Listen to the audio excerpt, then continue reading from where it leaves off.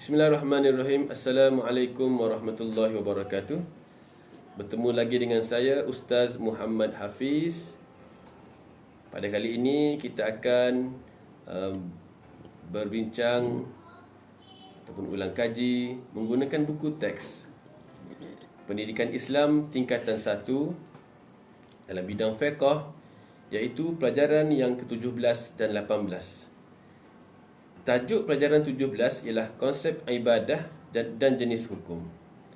Baiklah, kita terus kepada tajuk yang pertama. Konsep ibadah dan jenis hukum. Maksud ibadah merupakan pengabdian diri hamba secara berterusan kepada penciptanya. Ibadah dari segi bahasa bermaksud tunduk dan patuh kepada Allah Subhanahu wa taala. Manakala dari segi istilah pula, ibadah ialah semua perkataan dan perbuatan zahir ataupun batin yang disukai dan diredai oleh Allah Subhanahu wa taala. Al-Quran menjelaskan bahawa tujuan utama manusia diciptakan oleh Allah Subhanahu wa taala adalah untuk beribadah kepadanya. Firman Allah Subhanahu wa taala, a'udzu billahi minasyaitonir rajim. وَمَا خَلَقْتُ الْجِنَّ وَالْإِنسَ إِلَّا لِيَعْبُدُونَ. Surah Az-Zariyat ayat 56. Terjemahannya, dan tidaklah aku menjadikan jin dan manusia kecuali untuk beribadah kepadaku. Ibadah juga dilaksanakan dengan niat yang ikhlas kerana mencari keredaan Allah Subhanahu wa taala akan diberi ganjaran pahala. Ibadah terbahagi kepada dua bahagian ataupun dua kategori, iaitu ibadah khusus dan juga ibadah umum. Baiklah, kita tengok apakah ibadah khusus dan apakah ibadah umum. Ibadah khusus ialah ibadah yang ditetapkan oleh syariat Islam dari segi cara, rukun dan syarat, serta tidak boleh diubah. Contohnya solat, siam, iaitu puasa, zakat dan haji. Baiklah. Ibadah umum, ibadah yang meliputi segala aspek kehidupan sama ada yang berkaitan dengan hubungan manusia sesama manusia atau dengan makhluk lain dan tidak bertentangan dengan syariat Islam. Contohnya makan, minum, berniaga dan bekerja dan sebagainya. Semua perbuatan tadi, yakni perbuatan yang harus seperti makan, minum, bekerja, bersukan, yang diniatkan kerana Allah Subhanahu wa taala akan mendapat pahala. Baiklah. Yang kedua ialah jenis-jenis hukum. Hukum terbahagi kepada 5 bahagian. Yang pertama ialah sunat, yang kedua wajib, yang ketiga haram, yang keempat harus, dan yang kelima ialah makruh. Apakah yang dimaksudkan dengan sunat? Sunat ialah mendapat pahala jika dilakukan dan tidak berdosa jika ditinggalkan. Seperti solat-solat sunat, puasa sunat, bersugi dan sebagainya. Yang kedua, wajib, mendapat pahala jika dilakukan dan berdosa jika ditinggalkan. Yang ketiga ialah haram, mendapat pahala jika ditinggalkan dan berdosa jika dilakukan. Yang keempat ialah harus, yakni tidak berdosa jika dilakukan atau ditinggalkan. Yang terakhir ialah makruh, mendapat pahala jika ditinggalkan dan tidak berdosa jika dilakukan. Setiap perbuatan manusia, sama ada baik ataupun buruk, akan diberi ganjaran dan balasan yang setimpal. Maksud firmanullah Subhanahu wa taala dalam ayat 7 dan 8 surah Al-Zalzalah, sesiapa membuat kebajikan sebesar zarah akan dilihat dalam buku catatan amalannya, dan siapa yang membuat kejahatan walaupun sebesar zarah akan dilihat dalam buku catatan amalannya.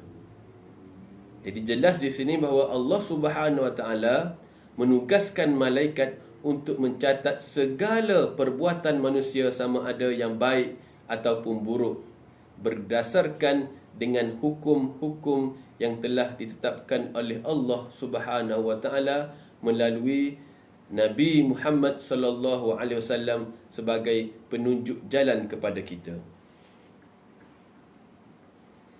Baiklah, jika pelajar melihat pada muka surat 98 dan 99, di sini ada satu permainan, iaitu permainan dam ular yang sangat menarik jika dimainkan bersama dengan rakan-rakan, berkaitan dengan hukum-hukum yang telah kita bincangkan tadi. Antaranya ialah, contohnya, anda suka bersedekah, hukumnya sunat.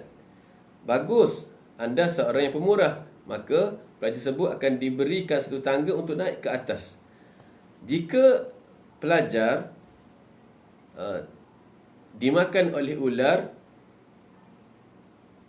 akan diberikan kenyataan seperti ini: penyalahgunaan dadah hukumnya haram, tidak baik untuk kesihatan. Maka pelajar yang mendapat petak yang tersebut akan turun ke bawah. Sangat menarik, boleh rujuk pada muka surat 98 dan 99. Okey, selesai saja untuk tajuk yang ke-17, konsep ibadah dan jenis hukum. Bismillahirrahmanirrahim. Kita tengok tajuk yang ke-18, pelajaran 18, iaitu bersuci asas kebersihan. Bidang fiqh, pendidikan Islam tingkatan 1. Baiklah, kita terus dengan maksud dan hukum taharah. Taharah dari segi bahasa bermaksud suci dan bersih. Taharah dari segi istilah pula bermaksud suci dan bersih daripada hadas dan juga najis. Setiap Muslim yang ingin melaksanakan ibadah solat dan tawaf disyaratkan bersuci daripada hadas dan bersih daripada sebarang najis pada badan, pakaian dan juga tempat ibadah. Begitu juga ketika memegang, membawa atau menyentuh Al-Quran, seseorang itu diwajibkan suci daripada hadas. Tuntutan bersuci daripada hadas dan najis berdasarkan firmanullah Subhanahu wa taala, a'udzu billahi minasyaitonir rajim. Innallaha yuhibbut tawwabin wa yuhibbul mutatahhirin. Surah Al-Baqarah ayat 222 yang bermaksud sesungguhnya Allah Subhanahu wa taala suka kepada orang yang banyak bertaubat dan membersihkan dirinya. Taharah. Taharah itu ialah bersuci. Baiklah. Taharah terbahagi kepada dua, iaitu mengangkat hadas dan juga menyucikan najis. Mengangkat hadas, yakni mengangkat hadas kecil dan juga hadas besar. Hadas kecil seperti kita membuang air kecil ataupun air besar, dan hadas besar seperti kita berjunub, haid, meninggal dunia dan sebagainya. Baiklah, mengangkat hadas kecil boleh dilakukan dengan berwuduk dan juga tayamum. Manakala untuk mengangkat hadas yang besar seperti mandi wajib, boleh dilakukan dengan mandi dan juga bertayamum sekiranya ketiadaan air. Contoh yang berlaku pada masa sekarang ialah jenazah yang meninggal disebabkan COVID-19. Dibolehkan untuk bertayamum dengan debu pada tubuh jenazah, kerana untuk mengelakkan daripada jangkitan virus kepada orang lain. Baiklah, taharah yang kedua ialah menyucikan najis. Terbahagi kepada najis yang mukhaffafah, najis mutawassithah dan najis mughallazah. Yang ini akan dibincangkan pada waktu yang lain. Alat untuk bersuci yang digunakan untuk bersuci. Baiklah, alat bersuci. Alat yang digunakan untuk bersuci daripada hadas ialah air dan debu tanah. Air digunakan untuk mandi dan berwuduk, manakala debu tanah digunakan untuk bertayamum. Air juga digunakan untuk beristinja dan menyucikan sesuatu yang terkena najis. Batu atau benda kesat yang lain pula boleh digunakan untuk beristinja. Air mutlak terdiri daripada 7 sumber berikut. Yang pertama ialah air hujan. Yang kedua, air mata air. Yang ketiga, air sungai. Yang keempat, air laut. Yang kelima, air perigi. Yang keenam, air salji. Yang ketujuh ialah air embun. Manakala air paip juga dianggap sebagai air mutlak, kerana air ini bersumberkan satu daripada 7 sumber air yang kita telah disebutkan tadi. Baiklah, para pelajar sekalian, apakah yang akan berlaku sekiranya sungai-sungai yang dicemari dengan pelbagai kotoran dan sisa toksik? Bolehkah kita beristinja menggunakan air yang kotor itu? Jawapannya ialah tidak boleh sekiranya air itu telah berubah dari segi sifatnya, baunya dan juga rasanya. Dan juga sekiranya air itu boleh memudaratkan tubuh seseorang manusia, maka ia tidak boleh digunakan untuk berwuduk.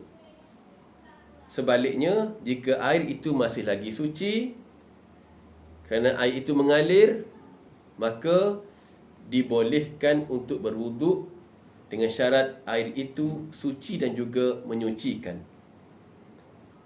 Tanah untuk bertayamum mestilah tanah yang suci daripada najis,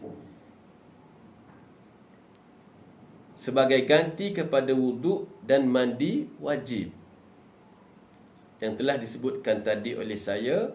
Pada situasi hari ini ialah jenazah COVID-19. Seterusnya ialah batu atau benda kesat.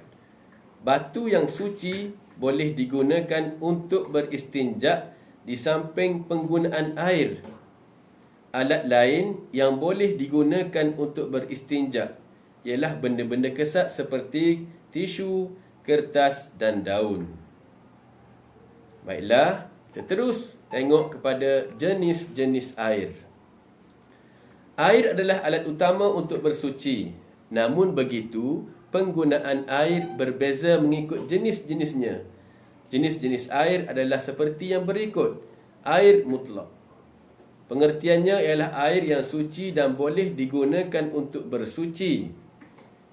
Sifatnya, air bersih yang belum digunakan untuk mengangkat hadas atau bersuci.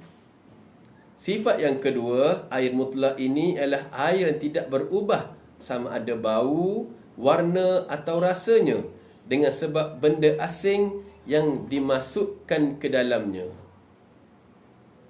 Kegunaan air mutlak ini untuk mandi wajib, berwuduk dan membasuh sesuatu yang terkena najis.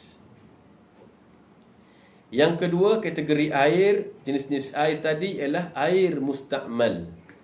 Yakni dari segi pengertiannya ialah air yang suci tetapi tidak boleh digunakan untuk bersuci.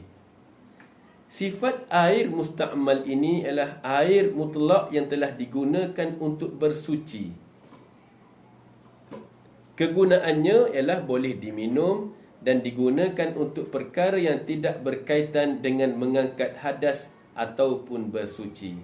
Jadi pelajar faham bahawasanya air yang perlu kita tahu dalam kita melaksanakan ibadah kepada Allah Subhanahu Wa Taala ialah air mutlak, air musta'mal. Air mutlak kita boleh gunakan untuk bersuci, seperti bersuci dan menyucikan. Airnya bersifat suci dan menyucikan, dan kita boleh gunakan untuk berwuduk, mandi wajib dan menyucikan najis. Manakala air mustakmal, air yang telah digunakan, seperti digunakan untuk berwuduk dan mandi, maka air ini boleh digunakan untuk minum, digunakan untuk perkara yang tidak berkaitan dengan mengangkat hadas. Tidak juga tidak boleh kita menggunakan air ini, air mustakmal, untuk kita bersuci, yakni menyucikan najis selepas kita membuang air. Tidak boleh. Bagaimanakah air ini boleh berubah? Contohnya, berubah warna. Air kopi dimasukkan sesuatu bahan warna dan bertukar menjadi air kopi, air teh. Okey, berubah bau. Air pewangi baju. Berubah rasa, air gula. Semua ini tidak boleh kita gunakan untuk bersuci dan mengangkat hadas. Yang ketiga ialah air musyammas. Pengertiannya, air yang disimpan di dalam bekas logam yang terdedah kepada cahaya matahari, kecuali bekas emas dan juga perak. Sifatnya ialah air yang terdedah kepada cahaya matahari di negeri yang iklimnya terlalu panas. Kegunaan makruh apabila digunakan ketika masih panas, kerana boleh mengundang penyakit. Yang keempat ialah air mutanajjis, yakni air yang dimasuki atau terkena najis. Sifat air yang dimasuki najis dan jumlahnya tidak sampai 2 qalah, walaupun tidak mengubah warna, bau dan juga rasa. Air tidak mengalir yang berubah warna, bau atau rasanya apabila dimasuki najis walaupun melebihi 2 qalah. Yang pertama tadi, yang ketiga tadi ialah air musyammas, yakni air yang terdedah pada cahaya matahari pada satu negeri yang panas seperti negara kita yang iklimnya sangat panas. Dan yang kedua ialah air mutanajjis, air yang dimasuki oleh najis. Contohnya tahi cicak. Air dimasuki najis kerana jumlahnya tidak melebihi 2 qalah, ataupun air yang melebihi 2 qalah tetapi berubah warna, baunya dan juga rasanya. Kegunaannya tidak sah bersuci dengannya dan tidak boleh diminum. Tahukah pelajar-pelajar, qadar 2 qalah air mengikut timbangan tradisional ialah 500 kati Baghdad bersamaan dengan 192 hingga 270 liter. 1/1/4 hasta padu, 2/3 hingga 13 tin minyak tanah. Rasulullah SAW menjelaskan tentang kesucian air 2 qalah walaupun dimasuki najis tetapi tidak berubah warna, bau dan rasa. Iza kana al-ma'u qullatain lam yahmilil khabath. Terjemahannya, bila air mencukupi 2 qalah, air tersebut tidak mengandungi kotoran. Selagi mana air 2 qalah tersebut tidak, walaupun dimasuki oleh najis, contohnya tahi cicak, walaupun dimasuki oleh najis dan tidak mengubah warna, baunya dan juga rasa, maka air tersebut masih dikira sebagai air yang suci dan menyucikan. Akan tetapi, jika berubah air 2 qalah tersebut sama ada warna, bau ataupun rasa, maka air tersebut tidak boleh digunakan untuk bersuci, mengangkat hadas, berwuduk dan juga mengangkat hadas besar. Perbezaan antara suci dengan bersih. Baiklah, bersih, pakaian yang terkena najis dan dibasuh dengan sabun tetapi tidak menggunakan air mutlak. Bersih tetapi tidak suci, tidak boleh digunakan untuk solat. Manakala suci, kotoran yang bukan najis dan boleh dibersihkan dengan hanya menggunakan sapu tangan atau tisu sahaja. Tidak bersih tetapi suci, boleh digunakan untuk solat. Faham pelajar sekalian? Yang pertama tadi ialah pakaian yang terkena najis. Contohnya terkena darah yang banyak dan dibasuh dengan sabun tetapi tidak menggunakan air mutlak. Menggunakan air selain pada air mutlak, air mustakmal contohnya. Maka pakaian tersebut tidaklah dan tidak boleh digunakan untuk solat. Jadi pakaian tersebut tidak boleh digunakan untuk solat. Manakala yang kedua, suci, yakni kotoran yang bukan najis dan boleh dibersihkan dengan hanya menggunakan sapu tangan. Contohnya tertumpah air ataupun makanan pada baju anda, maka anda hanya menggunakan kain untuk mengelapnya, maka baju tersebut masih lagi boleh digunakan untuk solat. Kepentingan bersuci terhadap diri dan persekitaran. Yang pertama, sentiasa bersiap sedia untuk beribadah kepada Allah Subhanahu Wa Taala. Yang kedua, memelihara kesihatan dan menghindari penyakit. Yang ketiga, mewujudkan persekitaran yang ceria dan kondusif. Yang keempat, menjadikan suasana tempat ibadah sentiasa selesa. Yang kelima, meningkatkan maruah diri dan lambang ketamadunan umat. Yang keenam, mendapat keredaan dan kasih sayang Allah Subhanahu Wa Taala. Itu ialah kepentingan bersuci terhadap diri dan persekitaran kita. Baiklah, pelajar sekalian, selesai sudah perbincangan kita menggunakan buku teks tajuk yang ke-17 dan yang ke-18. Maka pelajar sekalian diminta untuk menjawab soalan yang keempat dan yang kelima pada muka surat 100 dan menjawab soalan nombor 6 dan 7 pada muka surat 106.